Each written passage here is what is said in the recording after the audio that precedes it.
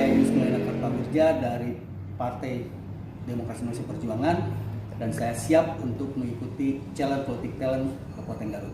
Daerah pemilihan dan alokasi kursi Mendorong lahirnya pemimpin yang bijaksana dan merakyat.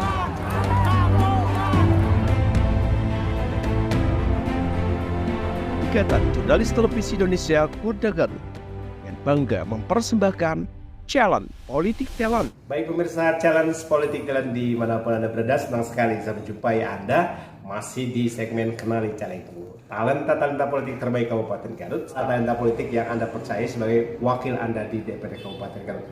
Saat ini sudah ada sosok muda, energik, pengurus partai di Partai Besutan Megawati Soekarno Putri, yang pasti kita tahu latarnya ada Partai Demokrasi Indonesia Perjuangan (PDIP). Kang Yus Kartawirja. Yus Mulyanak Kartawirja. Wireja. Sekretaris, saya dapat amanah sebagai sekretaris Dewan Pimpinan Cabang sejak tahun 2019 ya, jadi ada pergantian ya pada saat itu. Kang Yus, Anda nyalek di dapil mana? Boleh direview, diulang? Kebetulan saya nyalek di Dapil 5. Itu meliputi wilayah Kecamatan Sukaresmi, Cisurupan, Cikajang, Banjarwangi, Singajaya, Kecamatan Pindai, Cihurip, sama Cisoper. Berarti lebih ke basis Garut Selatan ya? Ya, saya coba peruntungan di Dapil 5 itu. Dan nomor urutannya? Alhamdulillah kebetulan saya dapat nomor 1. Karena memang ada struktur partai. Nah kemudian kalau lihat proses pemetaan wilayah, Anda kan sebenarnya lebih tinggal banyak di Kecamatan Bayambung, Pasirwangi, sama di Tarabung. Basisnya. Kemudian kalau Anda berbicara Dapil Selatan kan berjauhan ya. Kalau lihat Cihurip, Anda tahu lah bagaimana medannya. Selama ini bagaimana melakukan proses sosialisasi agar para pemilih yakin Anda untuk bisa memilih? Ya itu tantangannya kan. Itu tantangan yang memang saya hadapi hari ini.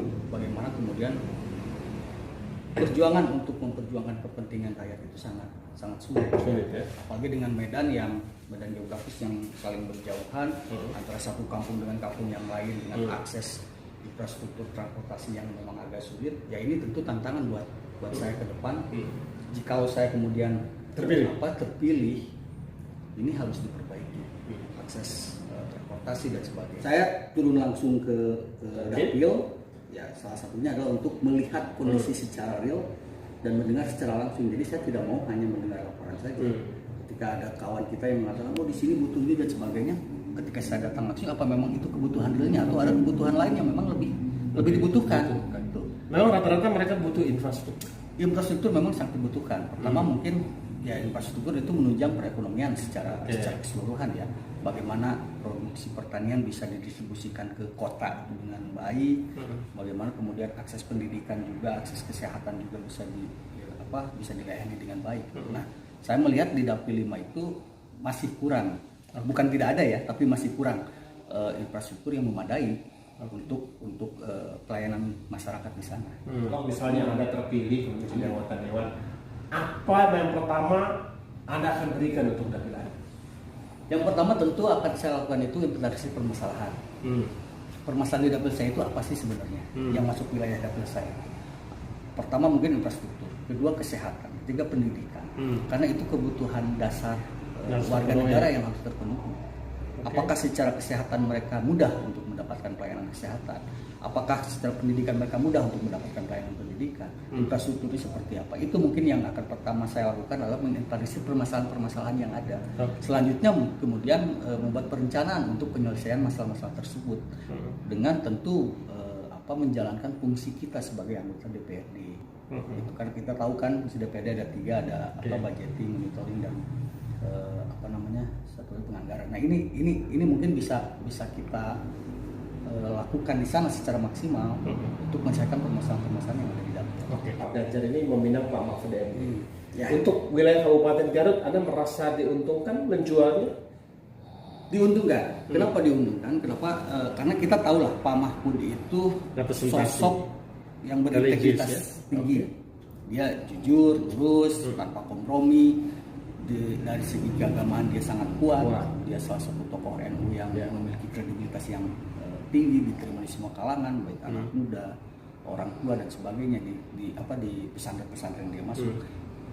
pasangannya Pak Ganjar pun kita tahu dengan integritas yang dia punya. Ya ini keuntungan bagi kita semua. Kita menyambut gembira ya dengan penunjukan Pak Mahfud ini, karena dengan adanya Pak Mahfud harapan untuk Indonesia lebih baik ataupun di Garut menjadi lebih baik itu tumbuh dengan tinggi. Ya, kemarin pasca ditetapkannya Pak Mahfud sebagai bakal calon presiden, kita langsung mendapatkan instruksi untuk menyiapkan sarana sosialisasi. Ya, sarana sosialisasi bisa baliho, bisa stiker, bisa apa, dengan mencantumkan foto Pak Ganjar dan Pak Mahfud tersebut.